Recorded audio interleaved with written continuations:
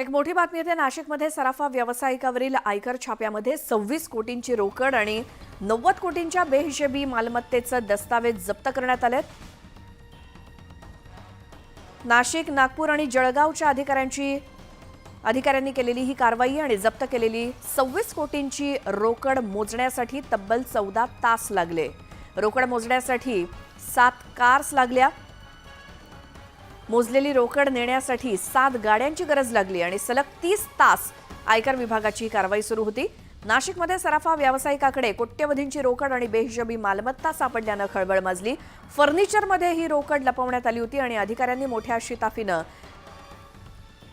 Furniture फोडून cine style पद्धतीने ही रोकड जप्त केली।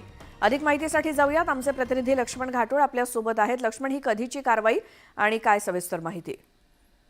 श्वेता, नाशिकमध्ये गेल्या 2 दिवसांपासून आयकर विभागाच्या अधिकाऱ्यांकडनं ही छापेमारी जी आहे ती केली जात होती। नाशिकमधील सुराणा ज्वेलर्स या बड्या सरफ व्यावसायिकावरती कॅनडा कॉर्नर परिसरामध्ये असलेल्या त्याच्या दुकानावरती आयकर विभागाने छापा टाकला होता आणि त्यानंतर त्याच्याशी संबंधित एका डेव्हलपरच्या दुकानावर देखील आणि त्याच्या शॉपवर आणि त्याच्या घरावर देखील आयकर विभागाच्या अधिकाऱ्यांनी एकाच वेळी छापा टाकला होता। खरं तर आयकर विभाग दरवेळेला पहाटेच्या वेळेला कारवाई करत असतो, यावेळेला मात्र सायंकाळच्या वेळेला आयकर विभागाच्या अधिकाऱ्यांनी ही कारवाई केलेली आहे। आयकर अन्वेषण विभागाचे महानिर्देशक सतीश शर्मा यांच्या मार्गदर्शनाखाली नाशिक पथकानं ही मोठी कारवाई केलेली आहे। या कारवाईमध्ये 26 कोटी रुपयांची रोकड आणि 90 कोटी रुपयांच्या बेहिशोबी मालमत्तेचे दस्तावेज जे आहेत ते देखील जप्त करण्यात आले। आपण जर दृश्य बघितले, फोटो बघितले तर या फोटोमध्ये 26 कोटी रुपयांची जी रोकड आहे ती आपल्याला स्पष्ट दिसते। मोठ्या प्रमाणात ही कॅश होती आणि ही कॅश मोजण्यासाठी तब्बल 14 तासाचा वेळ जो आहे तो आयकर विभागाच्या अधिकाऱ्यांना लागला। नाशिकमधल्याच एका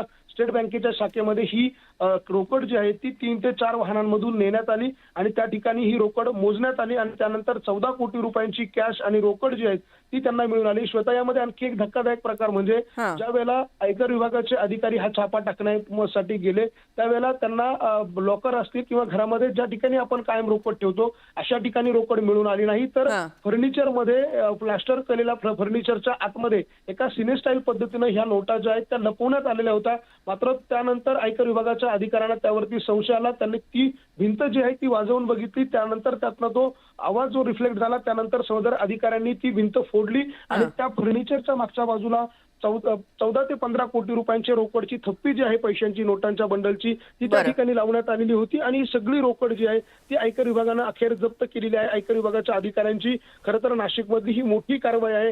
निवडणुकीच्या काळामध्ये देखील या अधिकाऱ्यांनी अशा पद्धतीच्या या कारवाई केल्या आणि त्यातून ही मोठी रोकड रक्कम जी आहे ती आयकर विभागाच्या हाती लागलेली आहे।